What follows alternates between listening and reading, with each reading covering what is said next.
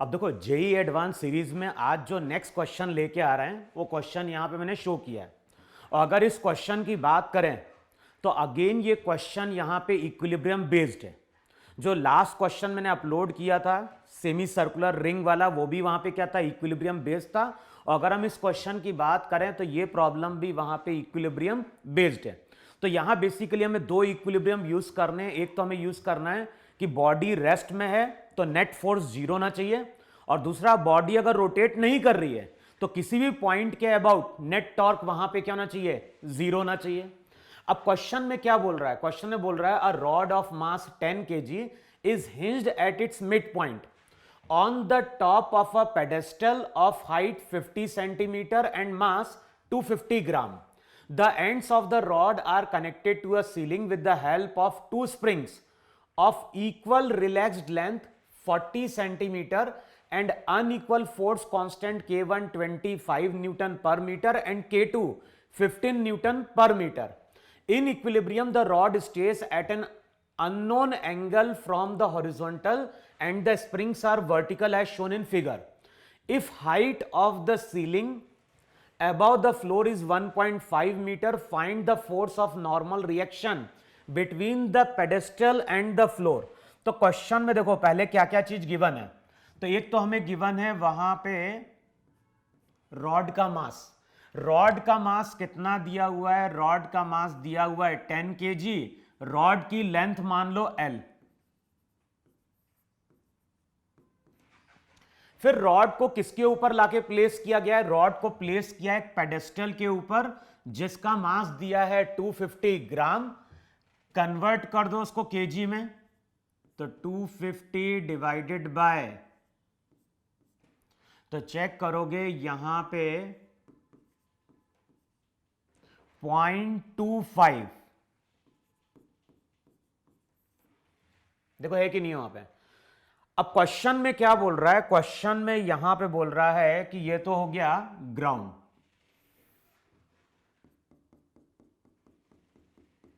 ये हो गया ग्राउंड, और यहां पे हम शो कर रहे हैं सीलिंग। अच्छा, इन दोनों के बीच की हाइट कितनी है वहां पे, तो ग्राउंड और सीलिंग, इन दोनों के बीच की जो हाइट है वो हाइट वहां पे गिवन है कितनी, 1.5 मीटर। यहां पे क्या प्लेस किया गया है, यहां प्लेस किया गया है पेडेस्टल। तो इस तरह से एक पेडेस्टल है। ये पेडेस्टल जो है ये कितनी हाइट पे दिया हुआ है, तो इसकी जो हाइट है, इसकी जो हाइट है, ये हाइट दी हुई है वहां पे 0.5 मीटर। पेडेस्टल की हाइट दी है 50 सेंटीमीटर यानी 0.5, इसका मास दिया है स्मॉल m। अच्छा, ये डिस्टेंस 1.5 है, ये 0.5 है, तो ये जो हाइट रहेगी, ये हाइट हमारी वहां पे क्या रहेगी, 1 मीटर रहेगी वहां पे। अच्छा, स्प्रिंग की नेचुरल लेंथ कितनी है, तो स्प्रिंग की नेचुरल लेंथ L0 है, और नेचुरल लेंथ को वहां बोल रहा है कितना, 0.4 मीटर। इसका मतलब है कि स्प्रिंग को अगर हम हैंग कर रहे हैं तो 0.4 मीटर उसकी वहां पे क्या होगी, नेचुरल लेंथ होगी। अब इमेजिन करो तुम यहां पे कि कोई रॉड है और रॉड हमारी अभी इस पोजीशन पे, और रॉड को वहां पे मिड पॉइंट पे लाके प्लेस किया गया है। तो मान लो ये तुम्हारी एक रॉड है, और रॉड को अभी वहां पे क्या किया गया है, मिड पॉइंट पे लाके प्लेस किया है। रॉड की लेंथ अगर L है तो बताओ ये डिस्टेंस L/2 है कि नहीं है वहां पे। अच्छा, अब ये बताओ अगर हम इस रॉड की बात करें, अब इसको यहां समझो जरा, ये तुम्हारी रॉड है और यहां पे हमारी स्प्रिंग कनेक्टेड है इस तरह से। मान लो ये फ्लोर है, यहां से हमारी दो स्प्रिंग कनेक्टेड है, और मान लो रॉड अभी हमारी क्या है, इस पोजीशन पे। बताओ अगर रॉड इस पोजीशन पे होगी तो ये 1 मीटर है, नेचुरल लेंथ 0.4 है, तो बताओ दोनों साइड इलोंगेशन कितना होगा। तो यहां पे अगर इलोंगेशन की बात करोगे तो y जो इलोंगेशन रहेगा वो 0.6 होगा कि नहीं होगा वहां पे। तो यहां पे अगर तुम देखोगे तो यहां पे इलोंगेशन 0.6 होगा, यहां पे भी इलोंगेशन कितना है, y की वैल्यू 0.6 है। अच्छा अब ये बताओ दोनों साइड स्प्रिंग में इलोंगेशन 0.6 है, अब यहां पे स्प्रिंग कितना फोर्स लगा रही होगी, तो यहां पे जो स्प्रिंग फोर्स लगाएगी वो लगाएगी K1 इंटू वाई, और यहां पे जो स्प्रिंग फोर्स लगाएगी वो लगाएगी K2 इंटू वाई। अच्छा y दोनों जगह सेम है, जिसका k ज्यादा होगा, जिसका k ज्यादा होगा उसके कारण बताओ ये कहां चली जाएगी, ये रॉड तुम्हारी ऊपर की ओर जिसका k ज्यादा होगा बताओ उसके कारण ये रॉड वहां पे टर्न कर जाएगी नहीं कर जाएगी वहां पे।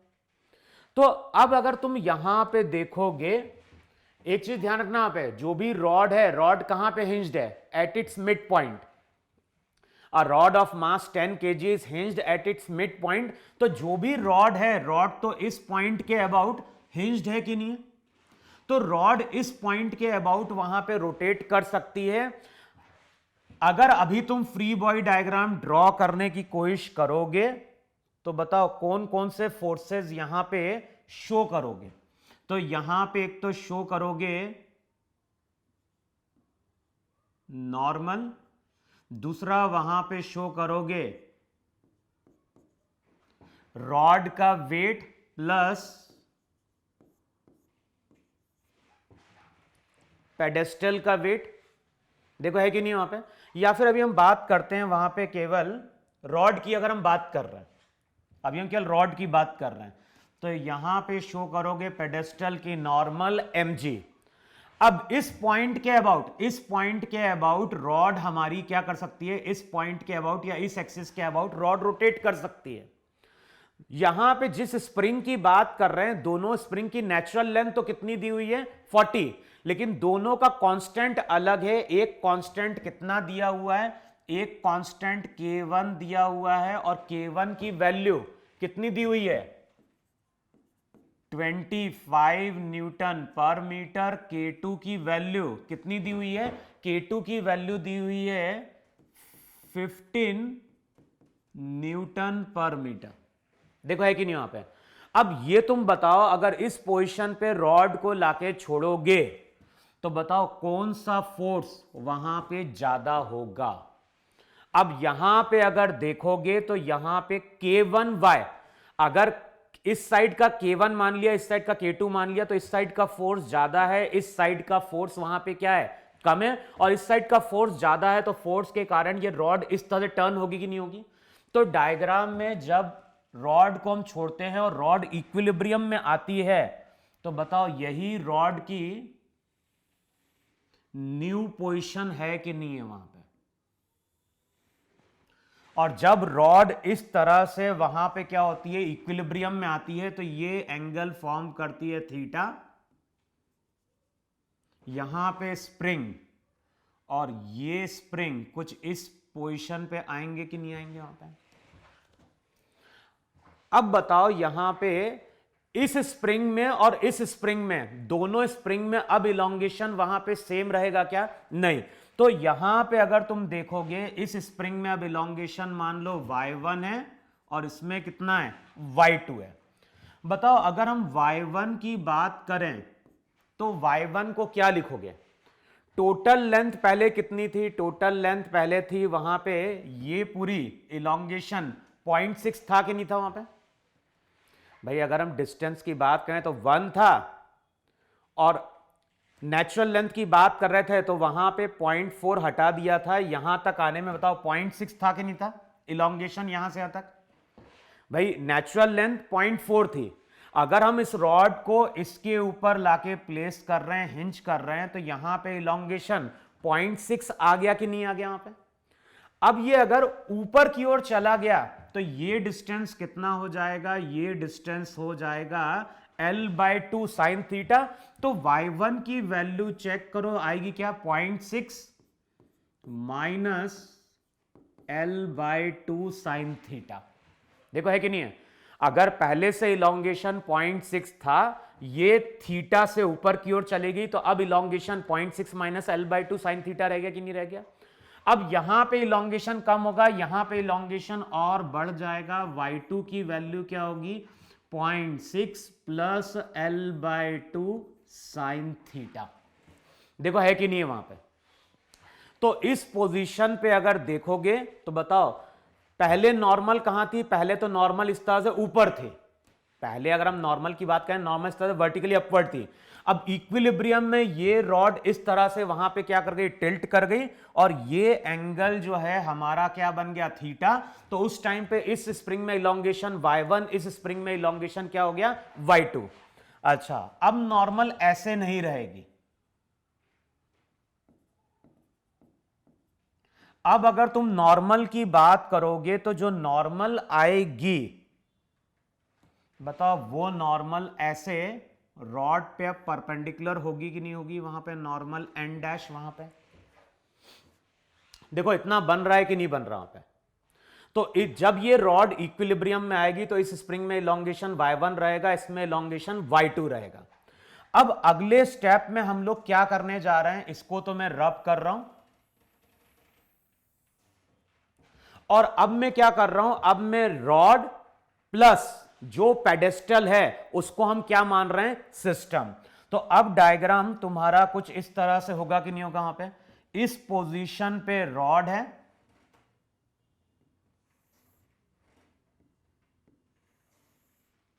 ये तुम्हारी रॉड है, रॉड इस पॉइंट के अबाउट हिंज थी, और ये हमारा वहां पे क्या था, ये हमारा था वहां पे पेडेस्टल।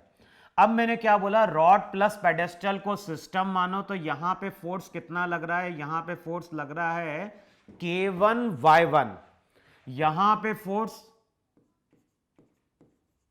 K2Y2, यहां पे आ जाएगा टोटल वेट, वो तो रॉड का वेट भी इसी पॉइंट से एक्ट करेगा, पेडेस्टल का वेट भी क्या होगा इसी पॉइंट से एक्ट करेगा, और यहां पे जो नॉर्मल आएगी परपेंडिकुलर टू बॉडी। तो बताओ ये अब फ्री बॉडी डायग्राम होगा कि नहीं होगा इक्विलिब्रियम में। ये रॉड हमारी रोटेट नहीं कर रही है, तो किसी पॉइंट के अबाउट टॉर्क को हम क्या कर दें, जीरो कर दें, तो यहां पे हम ये पॉइंट लेते हैं। अब बताओ इस पॉइंट के अबाउट अगर देखोगे तो एन डैश का टॉर्क जीरो है, m प्लस एम इंटू जी का टॉर्क भी क्या हो गया जीरो हो गया। अब ग्राउंड क्या कर रहा होगा, यहां पे बताऊं जरा, ग्राउंड जो रहेगा, ग्राउंड यहां पे नॉर्मल अप्लाई करे नहीं अप्लाई करेगा। अच्छा ध्यान रखना, दोनों को अगर हम सिस्टम मान रहे हैं, एक चीज और ध्यान रखना है, यहां पे अब ये नॉर्मल हम शो नहीं करेंगे। क्यों शो नहीं करेंगे, तो ध्यान रखना है हमने सिस्टम माना है किसको, हमने सिस्टम माना है रॉड प्लस पेडेस्टल को। बताओ रॉड प्लस पेडेस्टल को सिस्टम मानेंगे तो इनके बीच में लगने वाला फोर्स तो क्या हो गया इंटरनल, एक्सटर्नल में ये स्प्रिंग का फोर्स होगा, ये स्प्रिंग का फोर्स होगा mg होगा, और साथ में ग्राउंड की नॉर्मल होगी यहां पे। अब बताओ यही नॉर्मल हमें कैलकुलेट करनी है कि नहीं कैलकुलेट करनी है, find the force of normal reaction between the pedestal and the floor. तो बताओ इक्वेशन क्या लिखी जाएगी, इक्वेशन तुम यहां पे यही लिखोगे नहीं लिखोगे, एन डैश किसके बराबर होगा, एन डैश बराबर होगा वहां पे, देखो ना पहले अपवर्ड फोर्स क्या होगा, एन डैश ऊपर की ओर, K1Y1 प्लस K2Y2 किसके बराबर, m प्लस एम इंटू जी के बराबर होगा कि नहीं होगा। पहले हमने वहां पे क्या किया, रॉड प्लस पेडेस्टल को मान लिया सिस्टम। अब पहली हमने प्रॉपर्टी यूज करी ट्रांसलेशनल इक्विलिब्रियम की, तो नेट फोर्स जितना ऊपर की ओर होगा उतना ही नेट फोर्स नीचे की ओर। तो K1Y1 plus K2Y2 plus N dash किसके बराबर होगा, वेट के बराबर होगा। अब दूसरी इक्वेशन क्या आएगी, इस पॉइंट के अबाउट टॉर्क देखो, परपेंडिकुलर जो डिस्टेंस रहेगा, चेक करो ये एंगल थीटा है, ये लेंथ L/2, तो ये L/2 cos थीटा होगा कि नहीं होगा, और यहां पे भी जो डिस्टेंस आ रहा होगा वो L/2 cos थीटा रहा होगा। तो इक्वेशन अब क्या करोगे, इस पॉइंट के अबाउट K1/1 इसको रोटेट कराएगा क्लॉकवाइज, ये इसको रोटेट कराएगा एंटी क्लॉकवाइज। तो इक्वेशन तुम लिखोगे K1/1 L/2 cos थीटा किसके बराबर, K2/2 into L/2 cos theta. देखो है कि नहीं वहां पे। अब अगले स्टेप में हम क्या करेंगे, सबकी वैल्यू पुट करेंगे वहां पे। L/2 cos थीटा, L/2 तो cos थीटा कैंसिल आउट होगा, तो K1/1 K2/2 के क्या होगा, इक्वल होगा। K1 की वैल्यू कितनी, K1 की वैल्यू हो गई 25, Y1 की value 0.6 minus L/2 sine theta किसके बराबर, K2। K2 क्या हो जाएगा, K2 हो जाएगा 15.6 प्लस हो जाएगा वहां पे L/2 साइन थीटा। देखो है कि नहीं है वहां पे, देखो चेक करो रिजल्ट वहां पे सही लिखा है कि नहीं लिखा वहां पे। अब बताओ 25 into 6 15 minus 25/2 25 L/2 sine theta 15 into 0.6 9 plus 15 L/2 sine theta. अब इसको सेपरेट आउट करोगे तो 15 ये हो जाएगा 6 है ना, 25 15 40, तो 40 डिवाइडेड बाय 2 तो ये हो जाएगा 20L साइन थीटा। तो चेक करो साइन थीटा की वैल्यू 6/20L आएगी या नहीं आएगी वहां पे। और साइन थीटा की वैल्यू अगर 6/20L है तो y1 चेक करो, y1 हो जाएगा 0.6 माइनस L/2 साइन थीटा की वैल्यू कितनी 6/20L। देखो चेक करो है कि नहीं वहां पे। तो साइन थीटा जो रहेगा वो हो जाएगा 6/20L। देखो इतना बन रहा है कि नहीं बन रहा है, ठीक है। साइन थीटा की वैल्यू पुट कर दो 6/20L, L से L कैंसिल आउट होगा, 2 3 16 3/20। तो y1 जो रहेगा y1 हो जाएगा 0.6 माइनस, देखो है कि नहीं है 3/20। देखो इतना बन रहा है कि नहीं बन रहा है वहां पे। और यहां पे अगर प्लेस करोगे तो y2 की वैल्यू कितनी हो जाएगी, y2 हो जाएगा 0.6 प्लस 3/20। तो एक बार चेक कर लो y1 और y2 आ रहा है कि नहीं आ रहा है वहां पे। अच्छा y1 y2 की वैल्यू मालूम है, तो अब यहां से हम क्या चीज कैलकुलेट कर सकते हैं, अब हम यहां से कैलकुलेट कर सकते हैं n डैश। तो अब मैं इसको इतने पोर्शन को यहां पे क्या कर रहा हूं, रब कर रहा हूं। एक बार कैलकुलेशन वाला पार्ट एक बार फिर से देख लेना यहाँ पे। अब इक्वेशन क्या हो गई, n डैश प्लस K1 की वैल्यू कितनी, K1 हो जाएगा 25, y1 कितना 0.6 माइनस 3/20 प्लस हो जाएगा वहां पे 15 इंटू y2, तो 0.6 प्लस 3/20 ये किसके बराबर होगा, ये होगा m प्लस m इंटू जी। तो ये हो जाएगा वहां पे m इंटू जी 100 प्लस 0.25 इंटू 10। तो चेक करो ये 2.5 आएगा कि नहीं आएगा वहां पे। तो राइट हैंड साइड वाली जो टर्म रहेगी वो तो हो जाएगी 102.5। अब यहां पे चेक कर लेते हैं n डैश 25 इंटू 0.6 ये हो जाएगा 15 माइनस 75/20 प्लस 15 और 0.6 ये हो जाएगा 9 प्लस, देखो चेक करो सही लिखा है कि नहीं लिखा है यहां पे।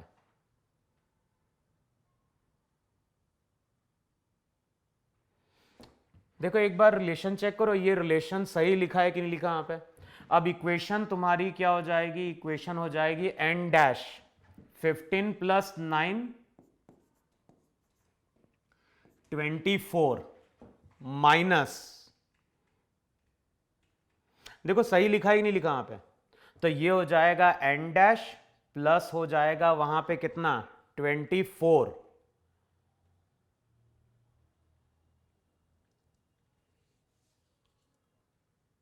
ठीक है, यहाँ पे 0.6 - 3/2 ये प्लस वहां जाके